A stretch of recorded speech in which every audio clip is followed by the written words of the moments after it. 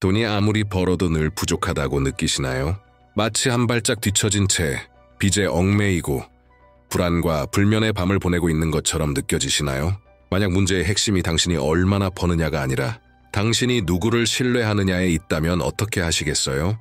오늘 당신은 당신의 재정 상황을 완전히 바꿀 수 있는 3가지 진리를 알게 될 것입니다. 이 중 어떤 것도 운이나 유산 혹은 즉각적인 기적에 의존하지 않습니다. 끝까지 함께 해주세요. 당신이 곧 듣게 될 이야기가 당신의 통장뿐 아니라 당신의 영혼이 기다려온 전환점이 될 수 있으니까요. 이런 말 아마 처음 들으실 수도 있지만 성경은 천국이나 지옥, 기도보다도 돈에 대해 더 많이 이야기합니다. 그건 우연이 아닙니다. 그만한 깊은 이유가 있습니다. 하나님은 우리의 보물이 있는 곳에 우리의 마음도 함께 있다는 것을 아시기 때문입니다. 우리가 돈을 다루는 방식은 실제로 우리의 삶을 누가 책임지고 있는지에 대한 반영입니다. 돈 자체는 선하지도 악하지도 않습니다. 그것은 도구입니다. 하지만 너무 강력한 도구이기 때문에 많은 것을 드러냅니다. 그것은 당신이 무엇을 소중히 여기는지, 당신의 소망이 어디에 있는지, 아무도 보지 않을 때 무엇을 걱정하는지를 보여줍니다. 그래서 하나님은 우리가 돈을 어떻게 다루는지에 관심을 가지십니다. 우리는 어릴 때부터 불안정한 기반의 재정적 안전을 두도록 배우며 살아갑니다. 사람들은 보험, 개인연금, 암호화폐, 부동산, 주식 등에 투자하며 언젠가는 안전할 거라는 희망을 가집니다. 하지만 그 안전은 환상일 뿐입니다. 우리의 시선이 숫자에 고정되는 동안 우리의 마음은 서서히 불안에 잠식됩니다. 오늘날의 문화는 대놓고 말하진 않지만 돈을 우상화합니다. 우리는 충분히 가져야만 의미 있고 존중받고 행복할 수 있다고 배웁니다. 그러나 그 충분히는 결코 오지 않습니다. 아무리 벌어도 뭔가 항상 부족합니다. 늘 뜻밖의 지출이 생기고 부담되는 청구서가 도착하고 미래에 대한 두려움이 엄습합니다. 그렇게 우리의 믿음은 조금씩 침식당합니다. 하지만 하나님은 우리에게 전혀 다른 삶의 방식을 제안하십니다. 하나님은 단지 우리에게 돈을 주시려는 것이 아닙니다.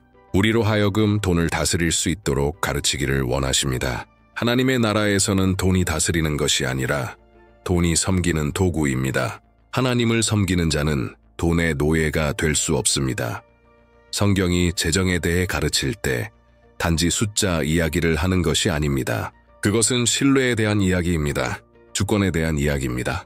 우리 마음의 왕좌에 누가 앉아 있는가에 대한 이야기입니다. 결국 지갑 속 액수보다 더 중요한 것은 우리 삶을 누가 다스리고 있는가입니다. 만약 당신이 돈을 다스리기보다는 돈에게 지배당하고 있다면 매번 오는 고지서가 당신의 평안을 빼앗고 뜻밖의 지출이 절망으로 이어진다면 당신이 이제 곧 듣게 될 이 메시지는 당신의 영혼이 기다려온 답일 수 있습니다. 왜냐하면 첫걸음은 더 많이 일하거나 더 많이 절약하거나 기적의 공식을 찾는 것이 아닙니다. 첫걸음은 기초를 바꾸는 것입니다. 모래 위가 아닌 반석 위에 삶을 세우기 시작하는 것입니다. 그리고 그 반석은 바로 하나님이 공급하신다는 신뢰입니다. 무거운 짐이 아니라 부담이 아니라 평안으로 주어지는 신뢰의 말입니다. 성경의 잠언에는 이렇게 쓰여 있습니다. 여호와께서 주시는 복은 사람을 부하게 하고 근심을 겸하지 아니하느니라. 이 말씀은 단순히 벽에 걸어둘 멋진 문구가 아닙니다. 그것은 약속입니다. 당신의 재정 중심에 하나님이 계실 때 하나님은 단지 채워주실 뿐만 아니라 그 과정 속에서 당신의 영혼까지도 돌보십니다. 어느 날 당신이 꼭 알아야 할 한 여인의 이야기가 있습니다. 그녀는 현실 속에서 단순하면서도 강력하게 이 진리를 살아낸 사람이었습니다. 그녀는 작은 식료품 가게를 운영하고 있었습니다. 시작은 어려웠습니다. 매출은 낮았고 주변에서는 디지털 마케팅에 투자하고 앱에서 할인 이벤트를 하고 광고에 돈을 쓰라고 끊임없이 압박했습니다. 하지만 그녀는 전혀 다른 결정을 내렸습니다. 하나님을 자신의 첫 번째 투자자로 신뢰하기로 한 것입니다. 그녀는 매일 시간을 따로 떼어 말씀을 묵상했습니다. 그리고 주말 매출을 포기하면서까지 일주일에 단 6일만 가게 문을 열기로 결정했습니다. 더 나아가 매주 적은 수익에도 불구하고 지역의 어르신들에게 식료품을 기부하기 시작했습니다. 세상 사람들에게는 미친 짓처럼 보였을지도 모릅니다. 하지만 하나님 보시기엔 그것은 신실함이었습니다. 몇 달이 지났습니다. 처음엔 특별한 일이 일어나지 않았습니다. 하지만 시간이 흐르면서 무언가 달라지기 시작했습니다. 사람들이 자발적으로 그녀의 가게를 추천하기 시작했고 한 지역 블로거가 그녀에 대해 영상을 올렸습니다. 손님이 늘었고 매출은 3배로 증가했습니다. 그러나 진짜 아름다웠던 것은 그녀가 한 말이었습니다.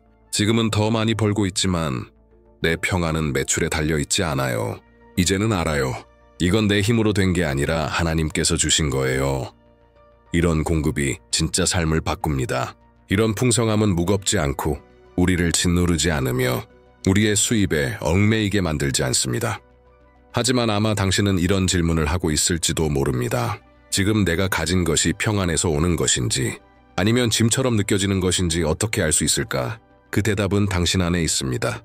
돈이 들어올 때 당신의 첫 반응은 감사인가요? 아니면 잃어버릴까 하는 두려움인가요? 예상치 못한 지출이 생기면 당신은 공포에 휩싸이나요? 아니면 믿음으로 기도하나요? 미래를 떠올릴 때 결핍이 보이나요? 아니면 공급이 보이나요? 재정의 중심에 하나님을 모신다는 것은 도전이 사라진다는 뜻이 아닙니다. 그것은 어떤 도전도 당신의 믿음보다 크지 않다는 의미입니다. 월말이 평안을 빼앗아가지 못하고 더 이상 당신이 지쳐가며 돈을 쫓지 않아도 된다는 의미입니다. 왜냐하면 하나님의 복은 사람을 부하게 하며 거기에는 근심이 따르지 않기 때문입니다. 그리고 만약 지금 이 말이 당신 마음에 와닿는다면 혼자 간직하지 마세요. 이 메시지를 필요로 하는 사람과 나누세요. 어쩌면 누군가의 삶에 부족한 평안이 단 한마디에서 올 수도 있습니다. 그리고 그 말이 오늘 당신을 통해 전달될 수 있습니다. 먼저 하나님의 나라와 의를 구하라. 이 말씀은 단지 멋진 문구가 아닙니다. 그것은 영적인 열쇠입니다. 우리의 우선순위를 완전히 재정의하는 명령입니다. 예수님은 이 말씀을 당신과 나처럼 평범한 사람들, 먹을 것, 입을 것, 생활비를 걱정하는 사람들에게 주셨습니다. 예수님은 우리 마음이 얼마나 쉽게 재정 걱정에 지배당하는지 아셨습니다. 그래서 이 깊은 원칙을 말씀하신 것입니다. 하나님을 가장 먼저 두라. 그러면 그 외의 것들은 더해질 것이다. 그렇다면 실제로 하나님의 나라를 먼저 구한다는 건 무슨 뜻일까요? 이 구절에서 쓰인 원어는 프로톤이라는 단어인데 이것은 단순한 시간 순서가 아니라 중요성과 구조를 말합니다. 즉 당신이 처음에 두는 것이 나머지 모든 것을 형성한다는 뜻입니다. 건물의 기초처럼 말이죠. 기초가 삐뚤어지면 건물 전체가 위험해집니다. 하지만 기초가 튼튼하면 그 건물은 안전하게 자라날 수 있습니다. 문제는 많은 사람들이 이 순서를 거꾸로 한다는 것입니다. 우리는 이렇게 생각합니다. 일단 생활비 다 내고 삶을 안정시키고 어느 정도 여유가 생기면 그때 하나님을 중심에 모시겠다. 하지만 그 논리는 근본부터 깨져 있습니다. 처음부터 하나님이 중심에 계시지 않으면 그 안정된 순간은 절대 오지 않습니다. 그것은 마치 바람을 쫓는 것과 같습니다. 스스로 해결하려 할수록 삶은 더 혼란스러워지고 더 통제하려 할수록 방향을 잃게 됩니다. 이 원칙을 실제 삶에서 깨달은 한 상인의 이야기를 나누고 싶습니다. 그는 상파울루에서 작은 가게를 운영하고 있었습니다. 하루도 쉬지 않고 주 7일 내내 일했습니다. 사업을 살리기 위해 온 에너지를 쏟아부었습니다. 처음엔 그 노력이 효과가 있는 것처럼 보였습니다. 하지만 시간이 지나면서 피로가 쌓이고 가족은 상처받고 신앙은 점점 뒷전이 되었습니다. 그는 이렇게 말하곤 했습니다. 가게가 좀 안정되면 교회 다시 나가고 기도도 다시 시작할 거야. 하지만 그 안정은 결코 오지 않았습니다. 그러던 어느 날 잠 못 이루던 새벽, 그는 다시 한번 이 말씀을 마주하게 되었습니다. 너희는 먼저 그의 나라와 그의 의를 구하라. 그리하면 이 모든 것을 너희에게 더하시리라. 그리고 그의 마음 속에서 무언가가 바뀌었습니다. 단순한 감정이 아니라 확신이었습니다. 다음 날 그는 구체적인 결정을 내렸습니다.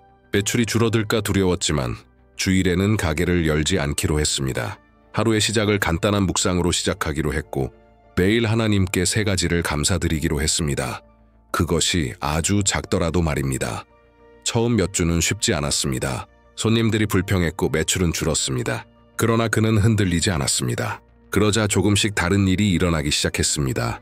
손님들이 더 여유로운 서비스에 대해 칭찬하기 시작했고 그의 가게를 소개한 영상이 지역 SNS에서 입소문을 탔습니다. 불과 석 달도 안 되어 하루 덜 영업했음에도 불구하고 매출은 30% 증가했습니다. 그러나 그보다 더 값진 것은 그가 다시 평안을 되찾았다는 것이었습니다.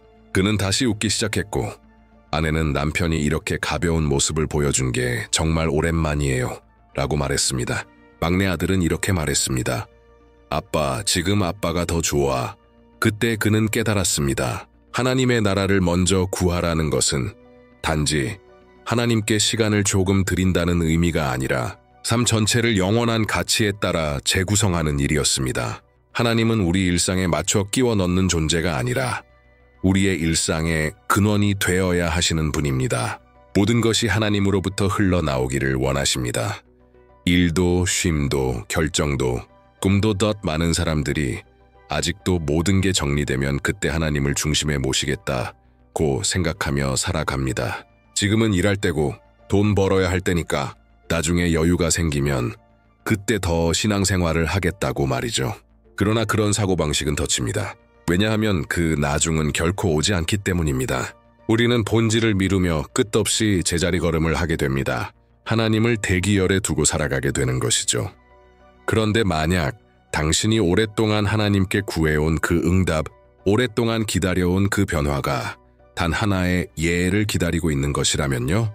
일정표를 다시 짜겠다는 예, 눈에 보이기 전에 먼저 믿겠다는 예, 세상의 논리를 내려놓고 하나님의 진리를 붙들겠다는 예, 당신이 바라는 외적인 변화는 내면에서부터 시작되어야 합니다. 당신의 내면이 당신의 외부를 만듭니다. 하나님의 나라에 맞춰진 마음이 하늘의 공급을 끌어옵니다. 그리고 그 정렬은 하나님을 첫 자리에 두는 것으로 시작됩니다. 형식이 아니라 실제로도 당신은 오늘 바로 시작할 수 있습니다. 거창한 변화일 필요는 없습니다. 하나의 걸음이면 됩니다. 하루를 시작하는 첫 순간을 기도로 구별하세요. 수입의 첫 부분을 하나님께 드리세요. 당신의 소비 습관을 하나님의 가치 기준으로 재검토해 보세요. 한 주의 계획 속에 쉼과 하나님과의 교제를 위한 시간을 남겨두세요. 하나님의 나라가 먼저 올 때 나머지는 자연스럽게 맞춰집니다. 하나님이 중심에 계시면 주변의 혼란은 힘을 잃습니다. 하나님의 의가 우리의 기준이 되면 결정은 더 단순하고 분명해집니다. 이제 당신에게 묻고 싶습니다. 지금 당신 삶의 첫 자리에 있는 것은 무엇인가요? 두려움인가요? 믿음인가요? 은행 장호인가요? 하나님의 약속인가요? 끝없는 바쁨인가요? 하나님이 주신 목적인가요? 하나님은 완벽함을 요구하시지 않습니다. 진실함을 원하십니다. 그리고 삶의 우선순위를 다시 정리하고자 하는 마음이면 하나님은 그 마음을 통해 새로운 일을 시작하십니다. 그러니 지금 멈추고 한번 생각해 보세요. 어쩌면 당신이 바라는 재정적인, 감정적인, 그리고 영적인 변화는 단 하나의 예만큼 가까이에 와 있을지도 모릅니다. 그리고 그 예는 지금 이 순간부터 시작될 수 있습니다. 적은 것에 충성된 자는 많은 것에도 충성될 것이다. 예수님의 이 말씀은 단순한 약속이 아니라 하나님의 나라에서의 성장 원칙입니다. 영적인 삶뿐만 아니라 재정적인 삶에도 적용되는 원칙입니다.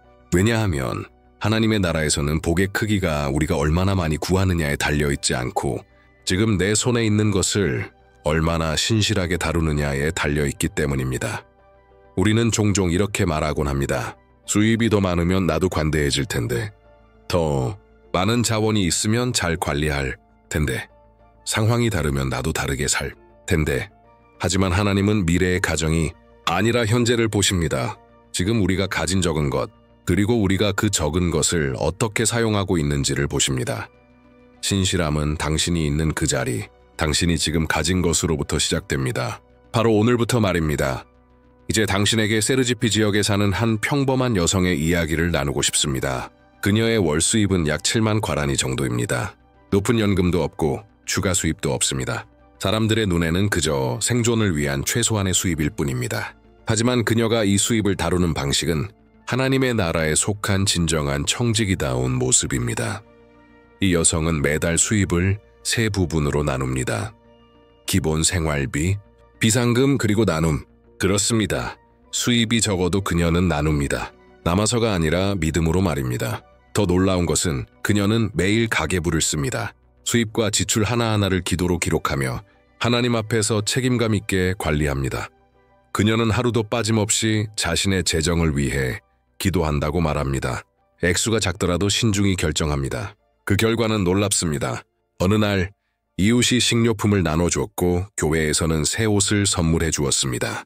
오래된 가전제품도 뜻밖의 기부로 새 것으로 바뀌었습니다. 그녀는 아무것도 요청하지 않았습니다. 그러나 적은 것에 충실했기 때문에 하나님은 더 큰 것을 맡기시기로 하신 것입니다.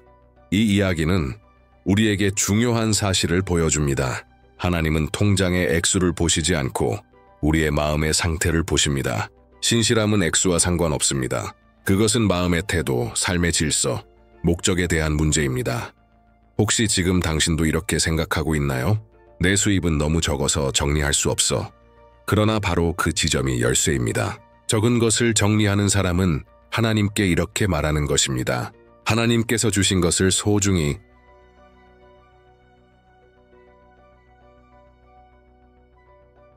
여깁니다.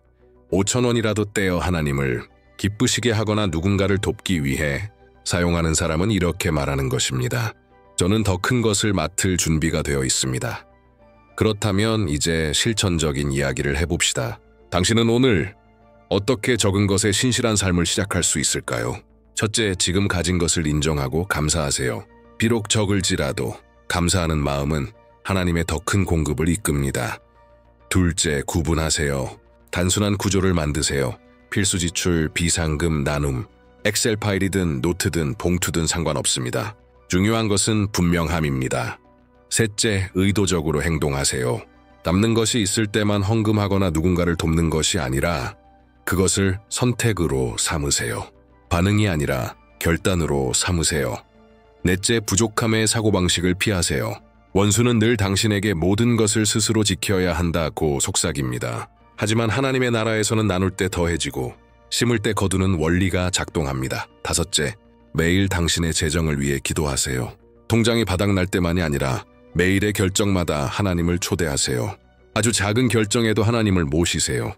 그리고 마지막으로 작은 승리를 축하하세요. 뜻밖의 할인, 잘 지켜낸 절약, 예정보다 빨리 들어온 돈, 이 모든 것이 하나님의 공급입니다. 이 모든 것이 하나님께서 당신을 돌보고 계신다는 사인입니다. 적은 것의 충실함은 단지 더 큰 것을 위한 조건이 아닙니다. 그것은 당신이 진짜 주인이 누구인지 이해했다는 증거입니다. 책임감 있게 관리한다는 것은 곧 하나님, 이 모든 것이 주님께로부터 온 것임을 압니다. 그리고 주님께서 제게 맡기신 것을 존중하고 싶습니다라는 고백입니다. 그러니 지금 가진 것이 작다고 해서 스스로를 작게 여기지 마세요. 지금 제한이 많다고 해서 하나님께 잊힌 존재라고 생각하지 마세요. 하나님은 보고 계십니다. 하나님은 관심을 가지십니다. 그리고 하나님은 곱절에 볶을 부으시기 전에 우리의 신실함을 먼저 시험하십니다. 여기 작은 도전을 드립니다. 앞으로 7일 동안 당신의 재정에 들어오고 나가는 모든 것을 기록해 보세요. 1원이라도 10만 원이라도 상관없습니다. 그리고 그 각각의 금액을 위해 기도하세요. 가능하다면 아주 적은 금액이라도 하나님을 위해 따로 떼어 보세요. 누군가를 축복해 보세요. 이 단순한 행동이 하나님께서 당신 삶에 심기 원하시는 많은 것의 씨앗이 될 수 있습니다. 이 콘텐츠가 당신에게 의미가 있었다면 지금 좋아요를 눌러주세요. 당신이 이 말씀을 소중히 여긴다는 표현이 됩니다. 그리고 이 메시지가 더 많은 사람에게 전해질 수 있도록 도와줍니다. 그리고 꼭 기억하세요. 적은 것에 충실한 자를 하나님은 보고 계십니다. 그리고 그분은 절대 실수하지 않으십니다. 이제 우리는 이 여정을 마무리하고 있지만 진짜 중요한 것은 지금 이 순간 당신 마음 안에서 시작됩니다. 이 영상에서 들은 3가지 영적 진리는 추상적인 개념이 아닙니다. 그것은 당신의 재정, 당신의 미래, 그리고 당신의 믿음을 완전히 변화시킬 수 있는 살아있는 실제 원칙입니다. 첫 번째 진리는 이것입니다. 하나님은 평안으로 공급하신다는 것. 하나님은 단지 축복을 주시는 분이 아니라 그 축복과 함께 쉼을 주시는 분입니다. 하나님의 공급은 불안, 초조, 두려움을 동반하지 않습니다. 하나님이 주실 때는 함께 지켜주십니다. 더 많이 벌게 되는 것이 중요한 것이 아니라 하나님의 공급 안에서 쉰다는 것이 중요합니다. 두 번째 진리는 이것입니다. 하나님을 첫 자리에 두는 것이 모든 흐름을 여는 열쇠라는 것입니다. 이건 단지 영적인 시가 아닙니다. 실제적인 열쇠입니다. 하나님의 나라가 모든 것보다 앞설 때 삶의 혼란은 다시 정렬됩니다. 하나님의 의가 우리의 필터가 될 때 결정은 더 분명해지고 문은 목적을 가지고 열리며 심지어 시간조차 더 풍성하게 느껴집니다. 하나님이 우리의 일상, 선택, 재정 속에서 존귀한 자리를 차지하실 때 하늘이 반응합니다. 그리고 세 번째 진리는 어쩌면 가장 도전적인 것입니다. 오늘의 신실함이 내일의 열쇠라는 것. 만약 당신이 하나님께 큰 책임, 큰 자원, 큰 꿈을 맡기시길 바란다면 하나님은 먼저 지금 당신이 가진 것을 어떻게 다루는지를 보실 것입니다. 지금이 나중을 결정합니다. 얼마나 많이 가졌는지는 중요하지 않습니다. 지금 당신의 반응이 중요합니다. 이 세 가지 원칙은 서로 연결되어 있습니다. 각각 따로는 작동하지 않습니다. 이들은 하나의 엔진처럼 맞물린 기어들입니다. 평안을 주는 신뢰, 모든 것을 재정렬하는 우선순위, 더 큰 것을 위한 길을 여는 신실함. 지금 이 말씀을 들으며 마음이 무겁게 느껴지는 분도 있을 겁니다. 통장은 이미 마이너스이고 빚은 쌓여 있고 며칠 뒤를 감당할 수 있을지 두려운 상태일 수도 있습니다. 그런 당신에게 진심으로 말씀드리고 싶습니다.